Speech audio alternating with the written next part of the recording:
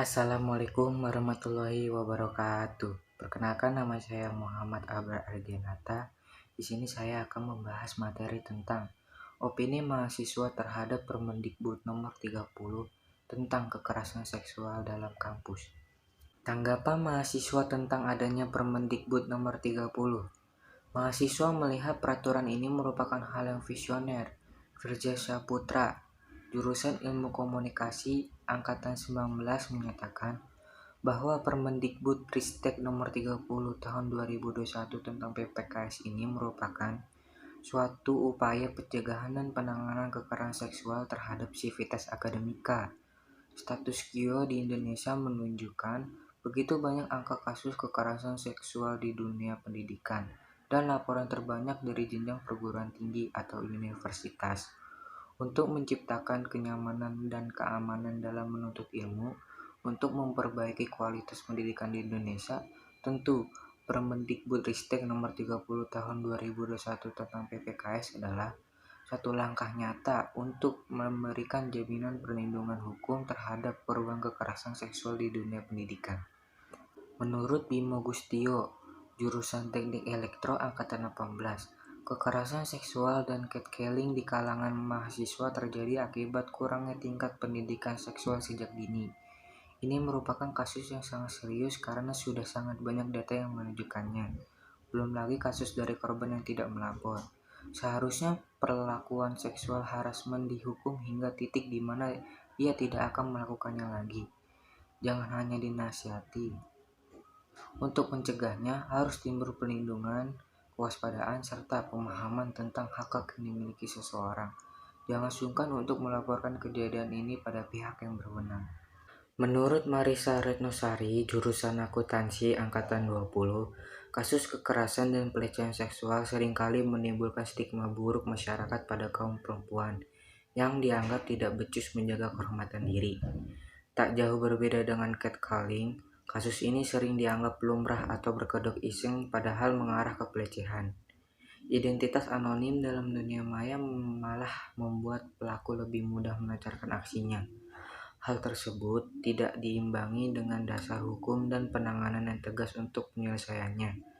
Pencegahan kasus ini dapat dilakukan dengan menjaga diri sesuai kapasitas dalam bersosialisasi, berani untuk speak up, melapor, meminta tolong, dan berhati-hati dengan privasi diri. Menurut Tiffany Ataya Safwa, jurusan Teknik Mesin angkatan 19, permasalahan seperti ini perlu mendapatkan tanggapan serius baik dari kalangan umum, kalangan mahasiswa, maupun komunitas perlindungan hak asasi manusia setempat. Sedangkan untuk catcalling, mungkin hal ini dianggap remeh tapi sebenarnya sangat mengganggu jika dibiarkan. Penegakan hukum di Indonesia mengenai kasus-kasus ini menurut saya masih kurang menyeluruh. Banyak korban memilih untuk bungkam sebab resiko yang terlalu besar, jalan keluar yang belum pasti, dan aib yang ditakutkan terlanjur menyebar luas.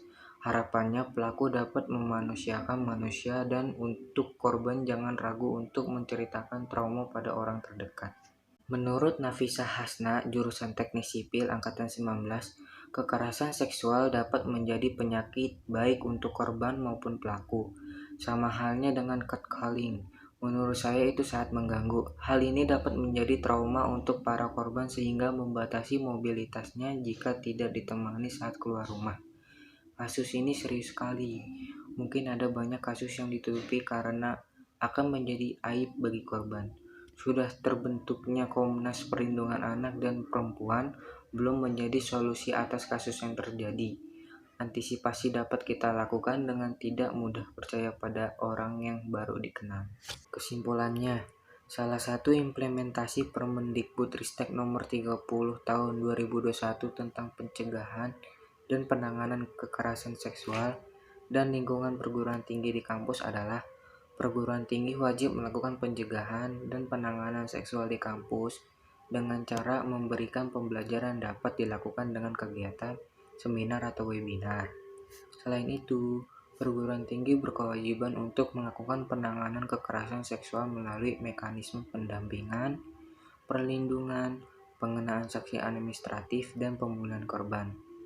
perguruan tinggi juga wajib untuk melakukan pencegahan kekerasan seksual melalui pembelajaran, penguatan tata kelola, dan penguatan budaya komunitas mahasiswa, pendidik, dan tenaga kependidikan. Sekian dari saya pembahasan tentang opini mahasiswa terhadap Permendikbud nomor 30 tentang kekerasan seksual dalam kampus. Mohon maaf apabila dalam perbuatan, perkataan ada yang salah ya. Wabillahi taufiq walhidayah. Wassalamualaikum warahmatullahi wabarakatuh.